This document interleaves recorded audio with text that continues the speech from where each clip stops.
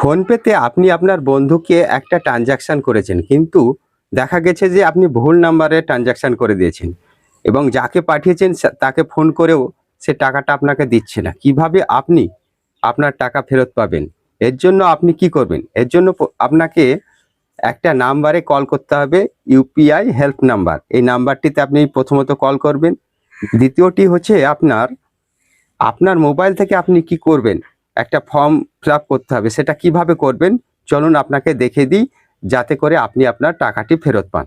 হ্যাঁ, তো বন্ধুরা, এর জন্য আপনাকে মোবাইলের গুগল অ্যাপসটিকে ওপেন করে নিতে হবে। ওপেন করার পর এখানে সার্চ করবেন এনপিসিআই। আমি সার্চ করেছি তাই দেখাচ্ছে, আপনি এটা দেখে সার্চ করে নেবেন, ওকে করবেন।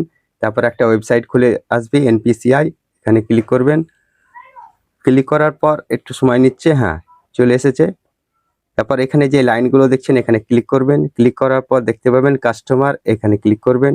এরপর এরকম ইন্টারফেস দেখাবে, আপনি ইউপিআই কমপ্লেন এখানে ক্লিক করবেন। ক্লিক করার পর আপনার সামনে একটা ফর্ম চলে আসবে, এই ফর্মটাকে আপনাকে পূর্ণ করতে হবে। কিভাবে করবেন একটু আপনাকে আমি দেখিয়ে দিই। কমপ্লেন টাইপ, যেহেতু ট্রানজাকশান তাই ট্রানজাকশান করবেন। নেচার অফ ট্রানজাকশান, এটা পারসন টু পারসন, এখানে ক্লিক করবেন। ট্রানজাকশান ইস্যু, এখানে লিখবেন incorrectly transfer to another account, এটা ক্লিক করে দিবেন। তারপর আপনার ট্রানজাকশান আইডি ভরে দিবেন, ডেট অফ ট্রানজাকশান, এই ট্রানজাকশানের ডেটটা ভরে দিবেন, ব্যাংকের নাম ভরে দিবেন, কত টাকা সেটা ভরে দিবেন।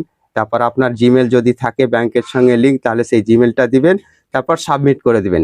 এটা যদি আপনি করেন তাহলে আপনি আপনার টাকাটি ফেরত পাবেন। তো এই ছিল 2 নম্বর স্টেপ। এইভাবে যদি আপনি করেন তাহলে আপনি আপনার টাকাটা ফেরত পাবেন। ভিডিওটা যদি ভালো লেগে থাকে আপনি একটা লাইক দিবেন, আর চ্যানেলে নতুন এসেছেন তো চ্যানেলটিকে সাবস্ক্রাইব করে নেবেন। ধন্যবাদ, দেখা হবে অন্য আরেকটি ভিডিওতে।